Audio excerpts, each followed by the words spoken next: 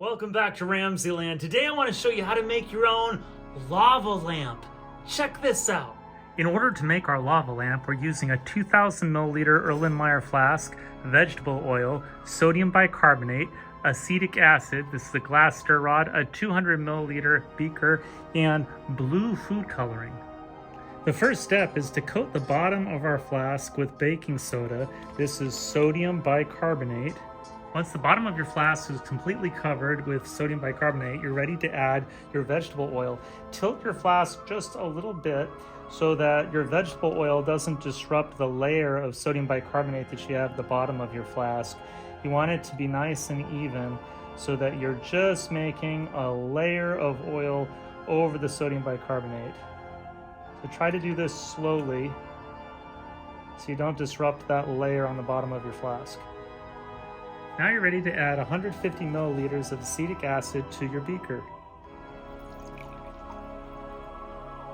Then you can add your choice of food coloring so your lava bubbles will have color.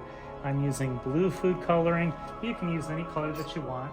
Use your glass stir rod to stir in your food coloring. And now for the exciting part, we're going to pour our acetic acid into our mixture of sodium bicarbonate at the bottom with the vegetable oil on top. Since the acetic acid is more dense than the vegetable oil, it will sink to the bottom and start to cause a reaction with the sodium bicarbonate.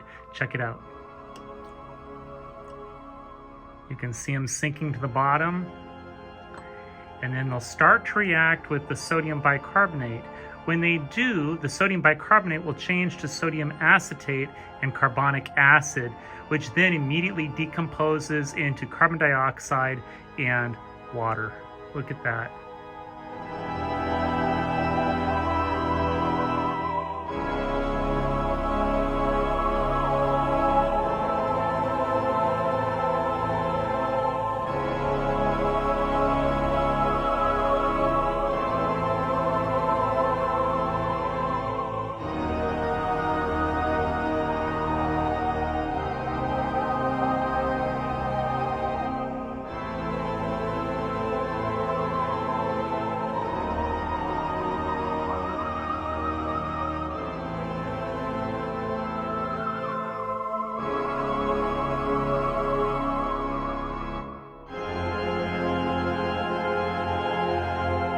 So what is really going on in your lava lamp? Well, this is really a neutralization reaction or an acid-base reaction where your vinegar is serving as the acid and the baking soda down here, the sodium bicarbonate, is obviously serving as the base. And so when we mix the vinegar, which is simply acetic acid, with food coloring, it makes its way down in these little drops because it's more dense than the vegetable oil. But when it comes in contact with the sodium bicarbonate down here, that's where the acid-base reaction takes place and immediately forms sodium acetate and carbonic acid. Now, the carbonic acid is really just an intermediary product because it breaks down, it decomposes into carbon dioxide gas and water. Now, the carbon dioxide gas are the little tiny bubbles that form around each droplet of acetic acid, of vinegar.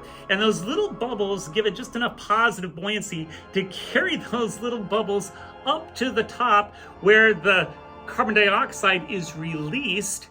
And then the droplet of acetic acid now is more dense than the vegetable oil and it sinks back down again.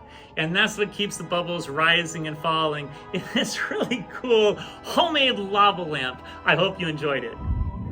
Here's the balanced equation for this amazing double displacement acid-base reaction. We start with the reactants, sodium bicarbonate and acetic acid. We have 1 mole of sodium bicarbonate, that's the NaHCO3, and we have 1 mole of acetic acid, that's the CH3COOH.